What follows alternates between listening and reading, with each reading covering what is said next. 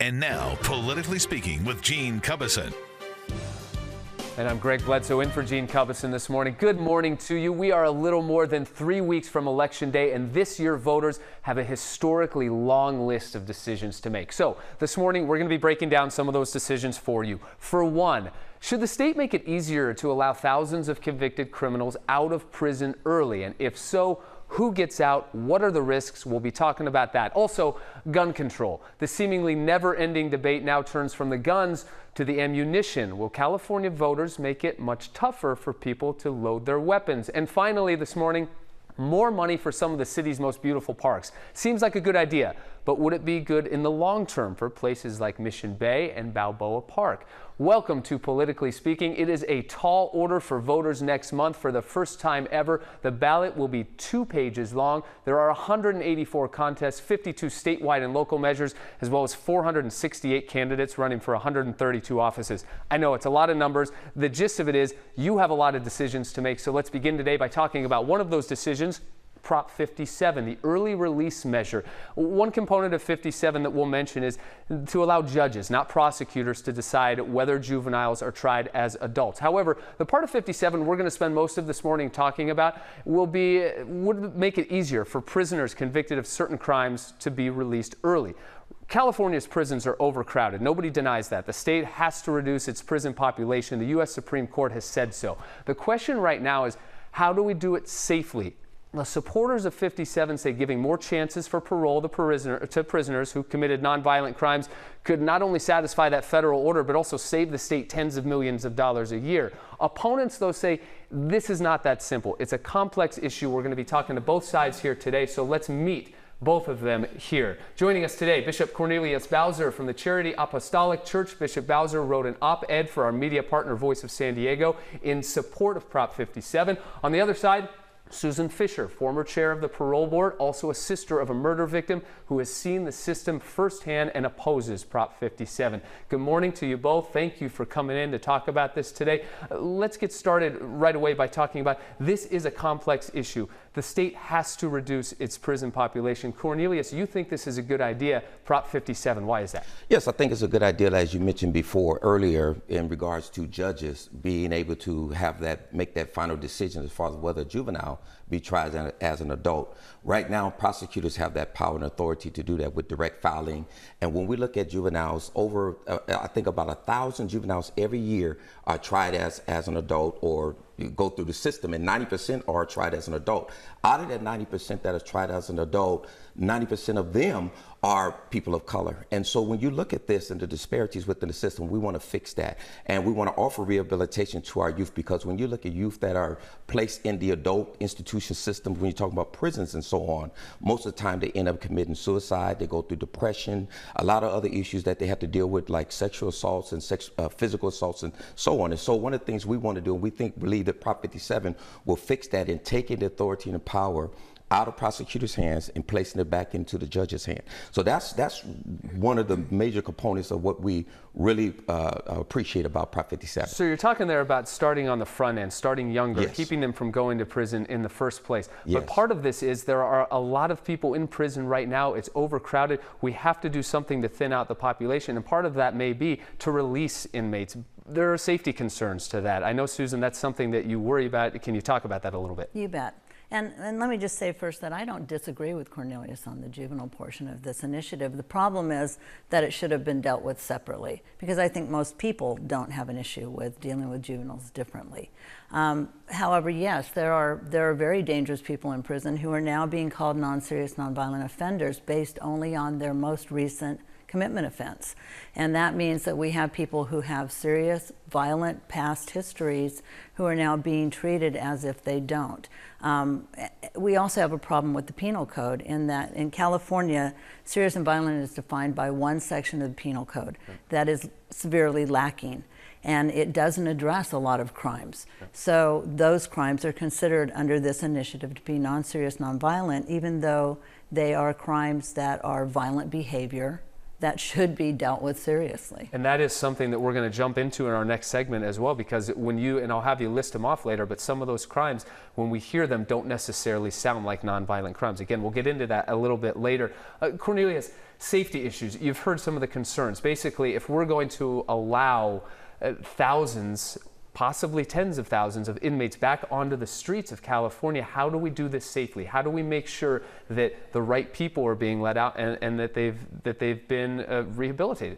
Well, yeah, absolutely. Well, number one, as you said, I know we get into it in the second part of this, but when we talk about nonviolent offenses in prison, as far as being eligible for parole, that as far as defining it, that will be decided later on. That is not something that's been decided now, as far as what is a violent or serious felony and so on, who will be released. That will be determined as far as what nonviolent offenses is. When we talk about rehabilitation and training programs, right now in the state prisons, as you mentioned, we have to fix the system. And right now you have a lot of folks that are being released from prison without going through any rehabilitation, any type of education programs, and that's why recidivism is at about 60% high as far as people returning back to prison. So what this prop does is it's an incentive. It encourages prisoners to go through rehabilitation programs, educational programs, and remember, it's not a guaranteed release. You know, last year there was up to about 6,000 people who were eligible for parole and went before the parole board to see if they were suitable to be released, and only about 21% of those people were released.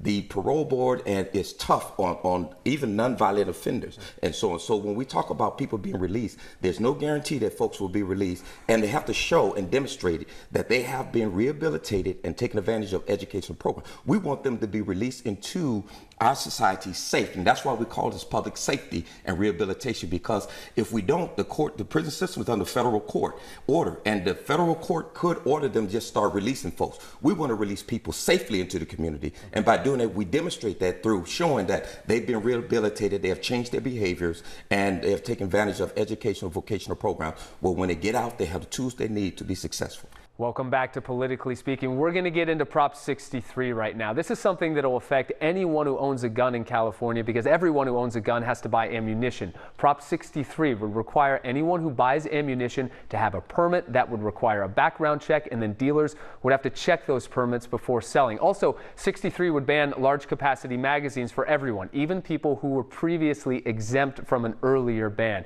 So let's welcome in two people who can speak on either side of this debate. Michael Schwartz from the group San Diego County Gun Owners opposes 63. Charlie Bleck, right next to him, lost his son to gun violence and has now made it his goal to get better gun control laws here in California. He supports 63. Charlie, we'll start with you, because this is a debate that we have over and over, not only in this state but around the country. Why is 63, do you think, the answer, or at least part of the answer?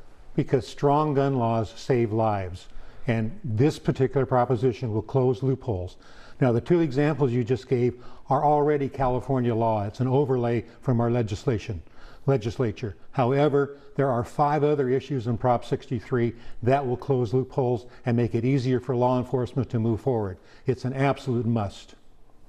Your response. What are the problems with 63, Michael? Well, it's no longer a discussion over whether or not ammunition background check is desirable or necessary or a good idea.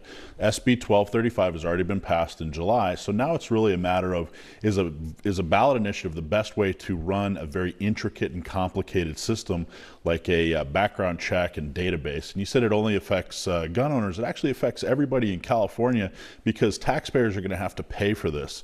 And you know, a complicated, intricate system like this really should be run through the legislature. So then, rather than pass Prop 63, which will cement the process in place so that the legislature can't make changes to it, they need to just let SB 1235 work through the legislature so they can make the necessary changes so that it'll work efficiently. New York's already tried this.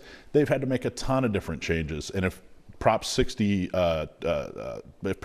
passes, they won't be able to make the necessary changes to make sure it works. However, New York doesn't have the databases that California has. That's been their issue. More importantly, what we wrote into Prop 63 is it only takes a 55% vote of the Assembly and the Senate with a governor's signature to enhance or change or modify Prop 63. So it's not in cement. It's very flexible. It's moving forward. I was here a couple of weeks ago for the California Judges Conference. It's an annual conference, and one of their problems was that they were talked about enforceability. One element of Prop 63 is it would require feedback to the court or probation department when you have a relinquishment issue, so it would force that. Another problem is with the Prop 47, we have an issue whether or not the theft of a gun, if it's not a valuable gun, is a felony or not, or a misdemeanor. And Prop 63 clearly says it's a felony and that person has lost their right to have guns in the future. So it takes care of certain loopholes that we've missed with the legislature. It's a very positive, straightforward situation. 57% mortality decrease in gun mortality decrease in California over the last 20 years because of our strong laws. And to put that in context, that's 27% greater than the national average. So our strong California gun laws work, and this will be a further assistance. Does it take guns out of the right hands, though? And Charlie, you can both answer this. Michael, we'll start with you. Well, I think that forcing law-abiding people to pay expensive fees in order to buy ammunition clearly isn't going to have an effect on criminals who obtain guns and ammunition the wrong way. But I think you also proved my point that we don't have the database in place like New York has, so it is going to affect. No, it was New York. It is going to. Excuse me for just a second. It is going to affect the taxpayers. It is going to be very difficult to change. If it takes over 50% of the legislature to change it, plus the governor's signature, it's going to be very difficult to administer this thing if Prop 63 does pass. Charlie. There are fees involved with this that are not significant. But more importantly, we miss the entire huge picture. When we have gun violence, we have over $4 billion worth of losses in California per year. Employment losses, emergency room losses, and so on. We help prevent gun violence, that number comes way down. So overall, the large picture, we're way ahead with Prop 63. And we're running short on time, but I'll end with this question. Michael, it's for you, because if you oppose 63, what are you in favor of? Is there an answer? Is there gun control of some sort that you would support? Well, what we support is not a legislative change, but a cultural change. There are organizations like Boys to Men, which is a local San Diego organization that mentors teens that are at risk, and they solve the problem early. So they make sure that they don't become repeat offenders who commit gun violence, and they don't fall through the cracks if they are showing signs of mental instability. So supporting groups like Boys to Men that help people grow up to be successful adults, that's what we support. Michael, thank you. Charlie, any final thoughts? We're short on time, but go ahead. Multifaceted problem. We need a lot of different input to create it and to solve it. This is one item, and it's a public health initiative, and we certainly support this. It will save lives in California.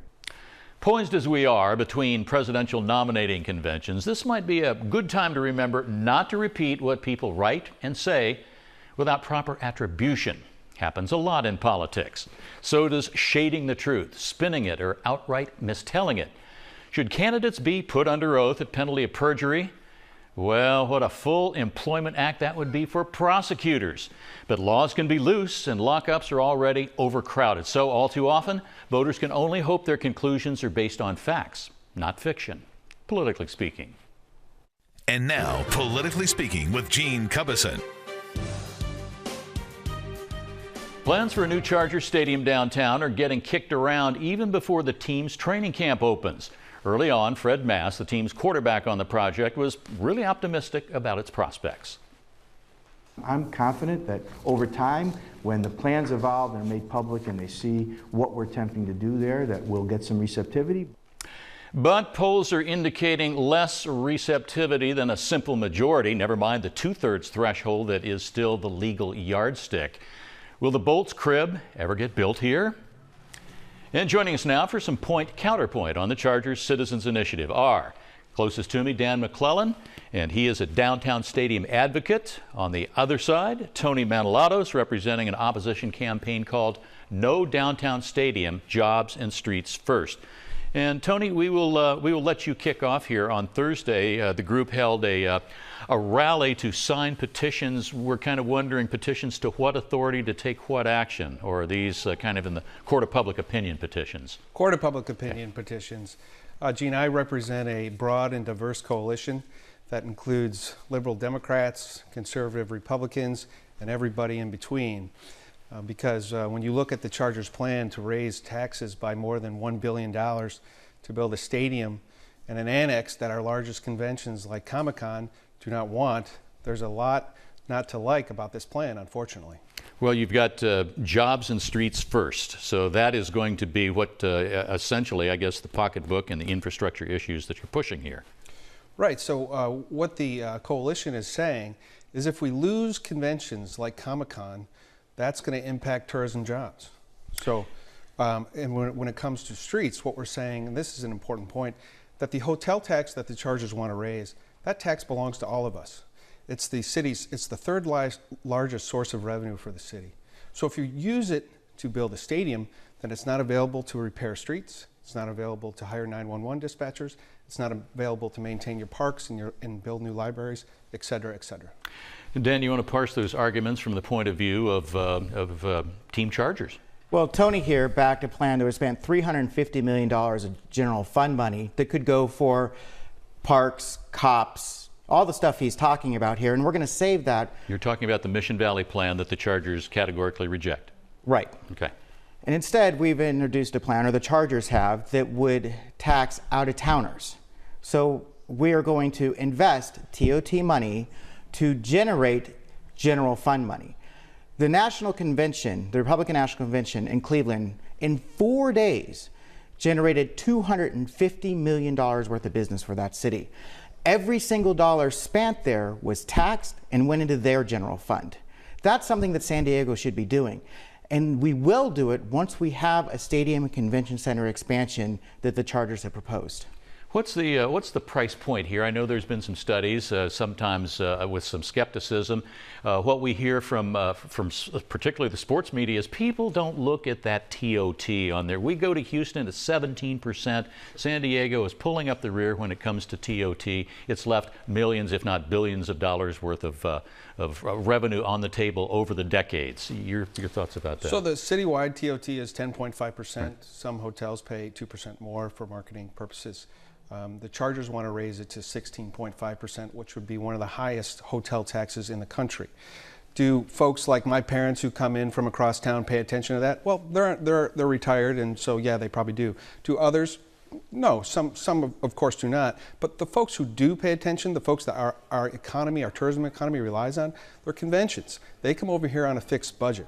So raising the TOT to 16.5% will drive some of those conventions to other cities with a lower tax rate. Even if folks do want to pay the 16.5%, some will, some won't, that leaves them less money for restaurants, for shopping. And Dan makes the point that this will generate money for San Diego. Where is the study that says a stadium is a good investment? It makes the NFL more money, it makes the NFL owner more money, but the city at best breaks even on these deals. You know that. Dan, counterpoint. Well, this is the same man who backed a plan to raise the TOT to 15.5% to only expand the convention center. Now he's balking on 16.5% to take care of the public share for the stadium, and which would protect our general fund. It's completely illogical. What is his motivation? Well, Tony here is deeply connected to the hoteliers, and this whole thing is a scam on his part. Tony? There's a four-letter word. Yeah, I'm not going to get into this debate with Dan. I mean, I represent a broad coalition: the American Institute of Architects, the Associated Builders and Contractors. Rob Quigley is a principal officer. He was the architect who designed the downtown Central Library. Councilman Alvarez is on board. Councilman Kate is on board. Again, I haven't mentioned the hoteliers at all. This is a broad coalition because there's a lot not to like about the Chargers' plan to raise taxes by $1 billion to build a stadium that's going to enrich them and not the city of San Diego. Dan, are you buying that argument about the broad coalition and not the hoteliers' so-called cabal as we have seen it portrayed? No, not at all. This is the same group of people who are behind the scenes. It's April Bowling, Tony Manatos, who have deep connections to Mayor Faulkner. Tony Manatos. Sorry. Look, a year ago I debated Tony on the show. And Tony talked about downtown, and he said it would create great synergy. And he talked about that in comparison to his hometown in Detroit. Then he told the city of San Diego, hey, don't worry, we got this in terms of building a stadium. And now he's leading the campaign against the stadium. Why? Because he wants to protect a contiguous expansion of the convention center, which is never going to occur. We need to move past that, expand the convention center, and build a stadium. Let's get into that after halftime. We need to take a break, and then coming up later on Politically Speaking. If California voters legalize adult use marijuana, what would that mean for the state's employers? Welcome back. A lot of questions will be in search of answers if California voters approve a measure to legalize the adult use of marijuana in November. Well, the state's employers especially can foresee major workplace issues and implications if folks on their payrolls and trying to join the payrolls are puffing lawfully on pot. And here now to walk us through some of the major gray areas if the state gives a green light to cannabis is Jason Meyer, an attorney and partner with the law firm of Gordon & Reese here in San Diego. And thanks for joining us today, counsel.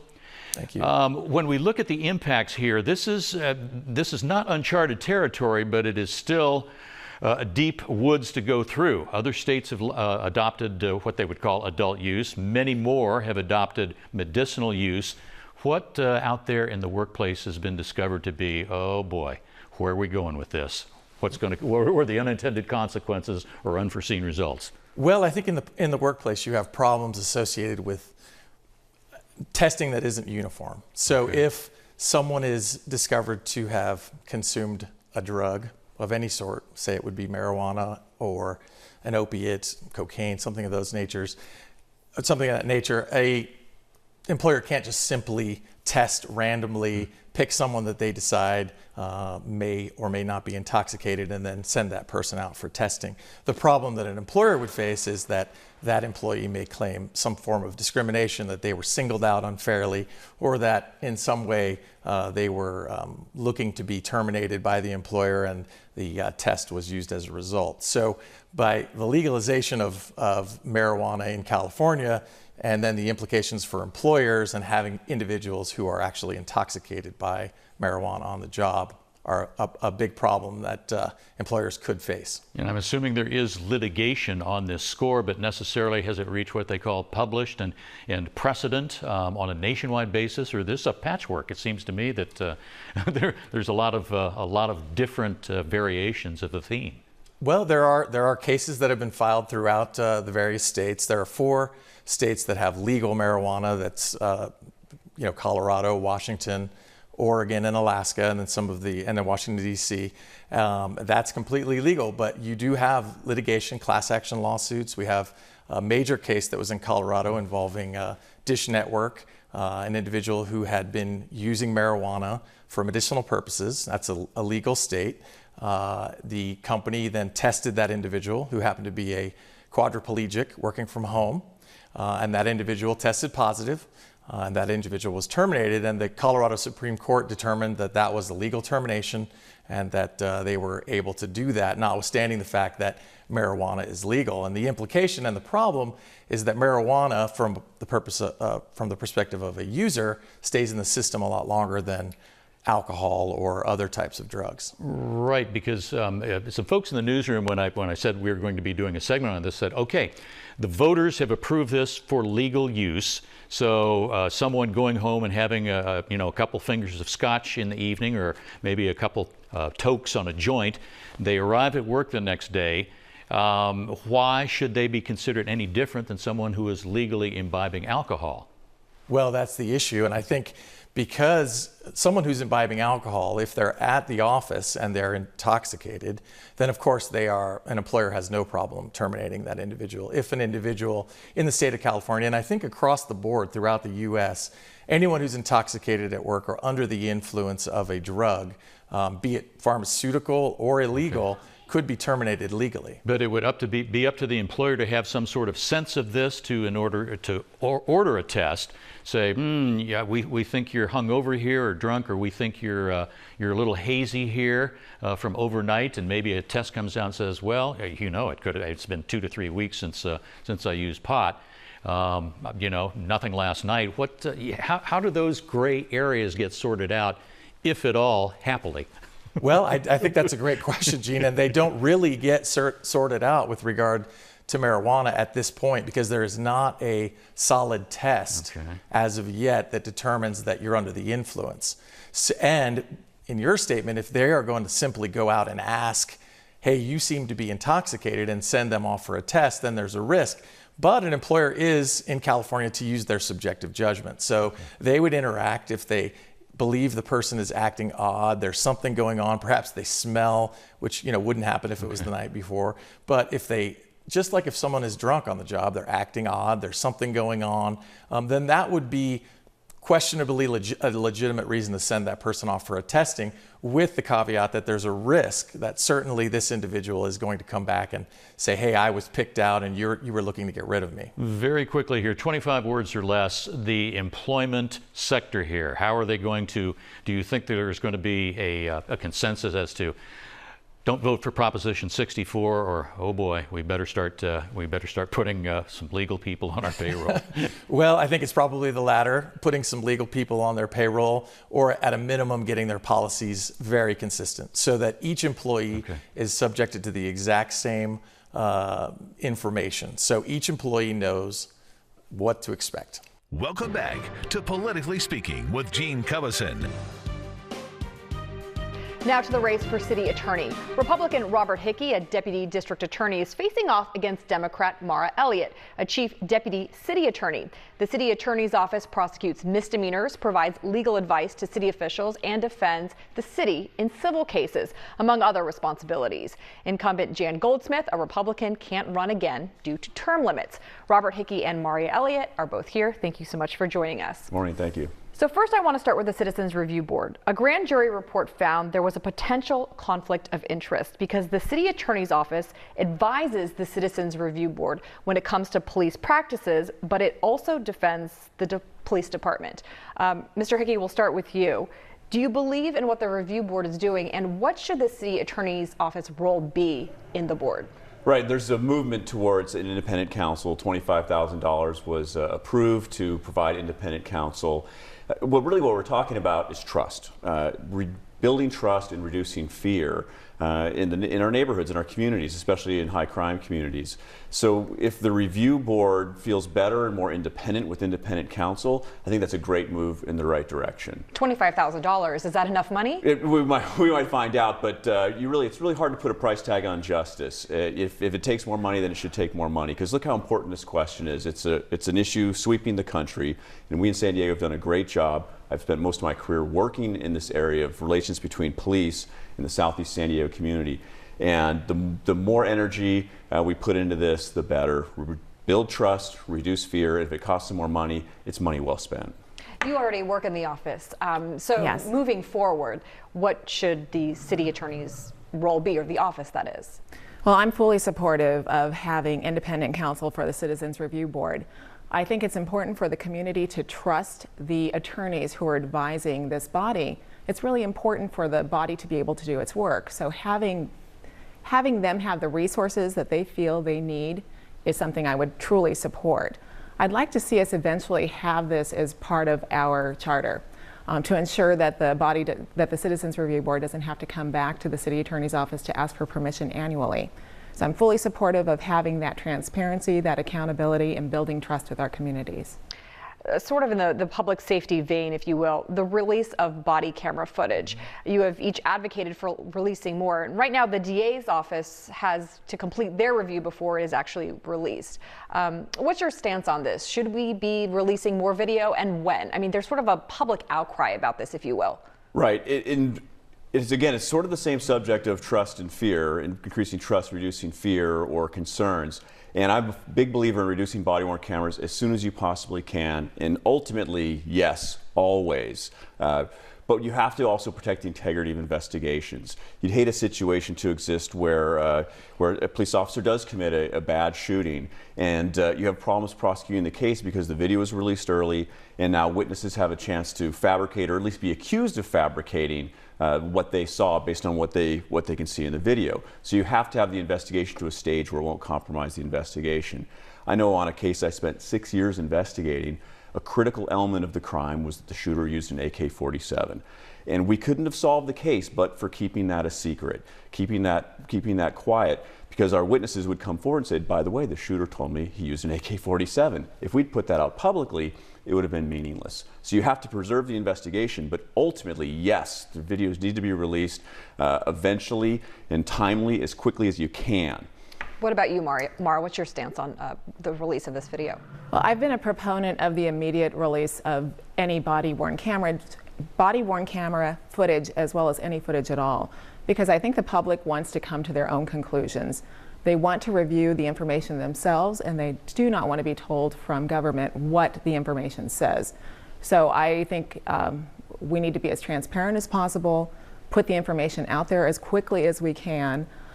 During my campaign, I've twice spoken out in support of releasing footage that the public wanted to see immediately, in the Alfred Alongo shooting and in the Freehad Dune shooting as well, because everybody wants to look at that. And we need to have the caveat, though, that this is just a fraction of the information that's available in a case.